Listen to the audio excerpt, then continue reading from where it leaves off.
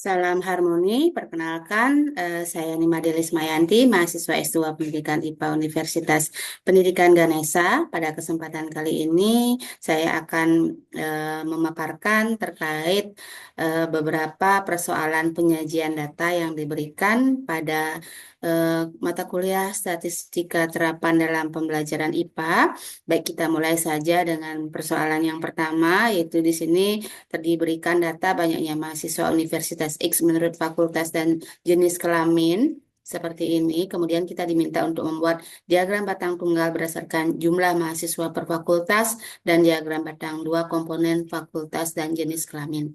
Nah, adapun langkah-langkah yang kita lakukan untuk membuat diagram batang tunggal seperti ini dan diagram batang dua komponen, saya akan tunjukkan satu persatu.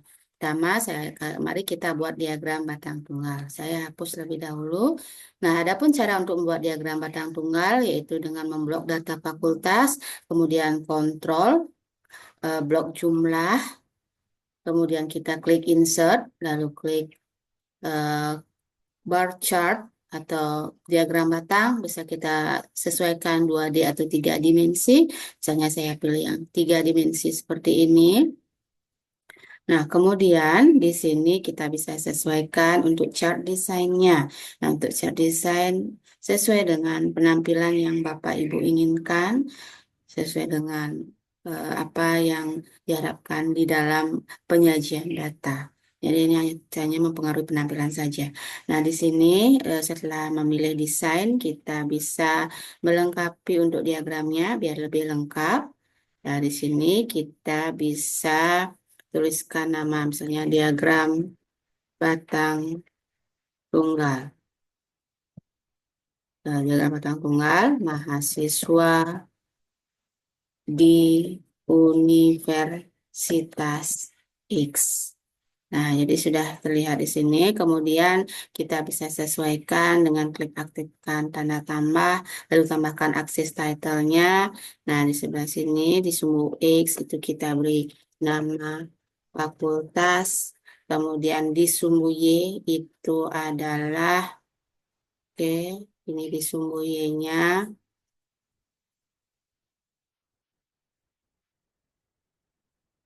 Sumbu Y-nya adalah jumlah mahasiswa. Ya, jadi sudah terlihat data eh, jumlah mahasiswa masing-masing fakultas seperti ini. Nah, kemudian kita lanjutkan untuk membuat diagram batang dua komponen seperti ini. Kita akan hapus terlebih dahulu untuk menunjukkan caranya. Adapun caranya adalah dengan memblok nama fakultas, kemudian banyaknya mahasiswa laki-laki dan perempuan, lalu klik insert, lalu kita klik bar chart sama seperti tadi, kita pilih 2 dimensi atau 3 dimensi, saya pilih yang 3 dimensi, kita sesuaikan lagi posisinya di sini. Oke. Ya, kita sudah dapatkan diagram batang untuk dua komponen. Kita bisa pilih kembali untuk desainnya, misalnya seperti ini.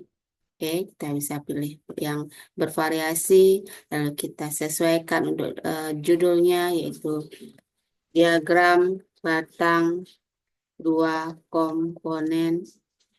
Ya, misalnya dilengkapi boleh, silahkan disesuaikan judulnya. Lalu kita tambahkan lagi untuk aksis title-nya. Ya, di sini adalah nama fakultas. Nah, kemudian untuk laki-laki itu disimbolkan dengan warna biru, data siswa perempuan disimbolkan dengan warna orange. Nah, lalu kita eh, sesuaikan ya untuk akses title untuk sumbu Y-nya sekarang, ya.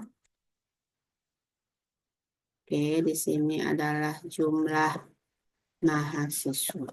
Ya, sehingga sudah kita dapatkan sekarang diagram batang tunggal untuk mahasiswa di Universitas X dan diagram batang dua komponen seperti ini. Oke, sekarang kita lanjut untuk soal yang kedua. Nah, untuk soal yang kedua, kita diberikan data skor mata kuliah statistika terapan dalam pembelajaran IPA dari 150 orang mahasiswa seperti ini. Lalu kita diminta untuk menyajikan data dalam bentuk tabel distribusi frekuensi, diagram lingkar, diagram batang, histogram, poligon, dan kurva. Nah, adapun langkah-langkah yang akan kita lakukan, yaitu yang pertama seperti ini, kita sudah masukkan data skor 150 orang mahasiswa ke dalam Excel. Kemudian kita tentukan nilai minimum atau nilai terkecil dari data skor dan nilai maksimumnya. Nah, untuk menentukan nilai minimum itu rumusnya adalah sama dengan minimum kurung sip kurung buka. Kemudian kita blok data 150 skor mahasiswa, kurung tutup, kemudian kita klik enter, kita dapatkan nilai minimumnya adalah 13. Sementara untuk nilai maksimumnya itu adalah sama dengan max atau maksimum, kurung buka, kemudian kita blok data 150 skor mahasiswa, kurung tutup, klik enter, sehingga kita dapatkan nilainya adalah 94. Lalu kita tentukan ring dari data skor mahasiswa ini, yaitu dengan mengurangkan, ya jadi nilai maksimum dikurangi dengan nilai minimum, yaitu 94 dikurangi 13 itu hasilnya adalah 81. Setelah menentukan ring, kita lanjut tentukan banyaknya kelas atau disimbolkan dengan K dengan rumus Sturges, di mana K itu rumusnya sama dengan 1 ditambah 3,3 log N, di mana N itu adalah jumlah mahasiswa. Jadi K-nya itu sama dengan 8,2. Nah, karena K-nya adalah 8,2, maka banyak kelas itu dibulatkan menjadi 9 kelas. Nah, kemudian setelah mendapatkan banyaknya kelas, kita tentukan panjang kelas intervalnya. Nah, untuk panjang kelas interval itu rumusnya adalah ring dibagi dengan K atau ring dibagi dengan banyaknya kelas, yaitu 81 dibagi 9 itu sama dengan 9.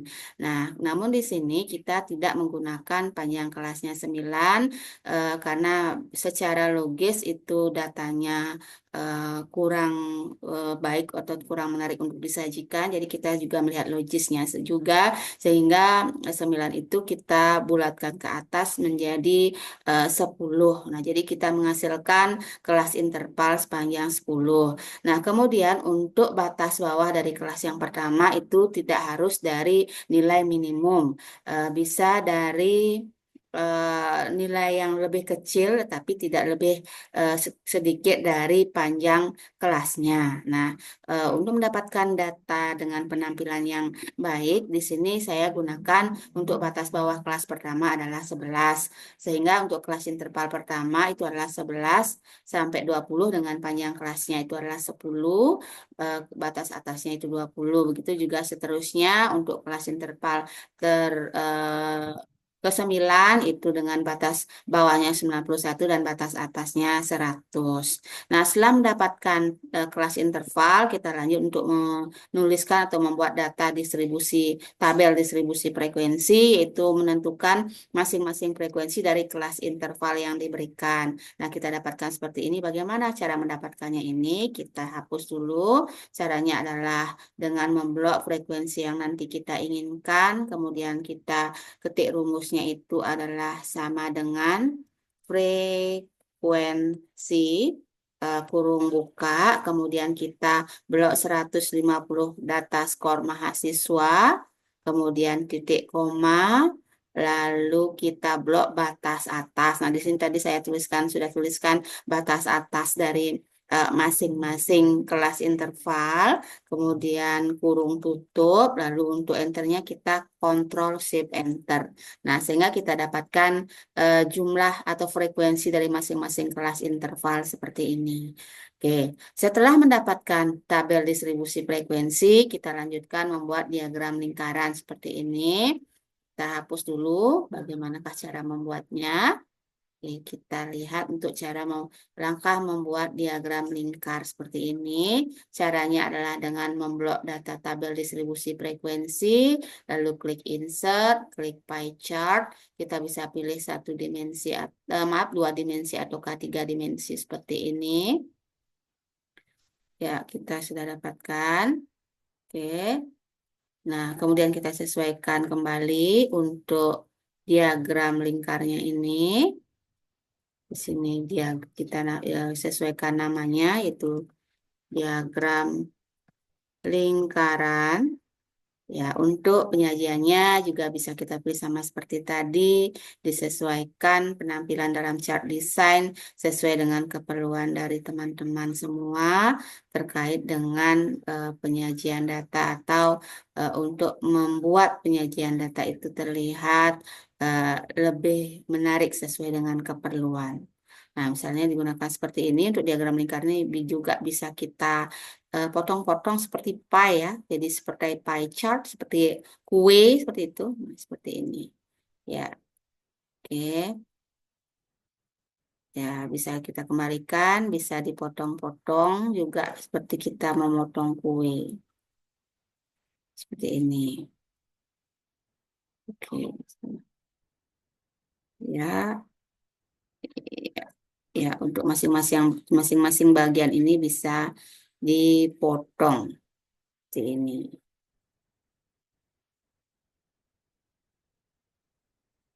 Oke. Ya, seperti itu ya. Jadi bisa dipotong untuk pie chart-nya atau diagram lingkaran sehingga terlihat jelas masing-masing kelas interval seberapa bagian dari diagram lingkaran tersebut. Oke, kita lanjut dengan membuat diagram eh, batang. Nah, untuk diagram batang ini dapat seperti ini, saya hapus dulu barangnya.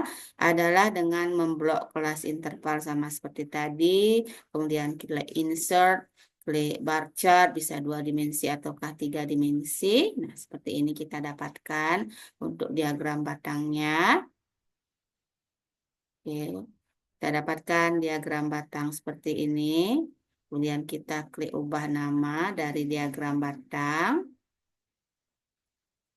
Kita tuliskan diagram batang. Nah, kemudian kita bisa pilih juga untuk desainnya di sini sesuai dengan keperluan. Saya tetap gunakan ini. Kemudian bisa seperti tadi tambahkan aksis title-nya di sumbu Y, sumbu X itu adalah kelas interval. Sementara di sumbu Y itu adalah ya, ini adalah frekuensi. Ya, frekuensi. Nah, sehingga kita dapatkan diagram batang seperti ini. Oke, selanjutnya kita lanjut untuk membuat histogram. Nah, untuk membuat histogram seperti ini, saya hapus dulu. Untuk membuat histogram, kita seperti tadi, blok data tabel distribusi frekuensi, kemudian klik insert, kita gunakan terlebih dahulu untuk diagram batang 2 dimensi seperti ini. Ya, kita gunakan bantuan dari diagram batang 2 dimensi, lalu kita klik sampai muncul aktif seperti ini pada bagian diagramnya, kemudian klik kanan, format data series, lalu kita kecilkan gap width-nya di sini sampai 0%, sehingga tampak seperti ini, tapi bedanya belum jelas. Kita ubah di klik tanda seperti warna cat ini. Nah, kemudian kita klik fill solid dan pilih warna supaya diagramnya tampak jelas. Oh, saya salah ya. Kita tentukan yang ini ya. Ya, kita untuk seriesnya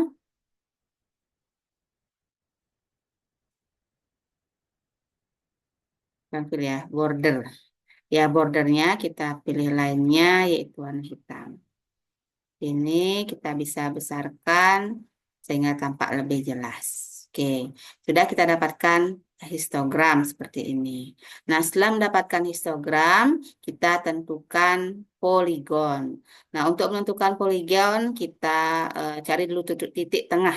Nah, untuk titik tengah itu adalah batas atas dikurangi batas bawah dibagi 2.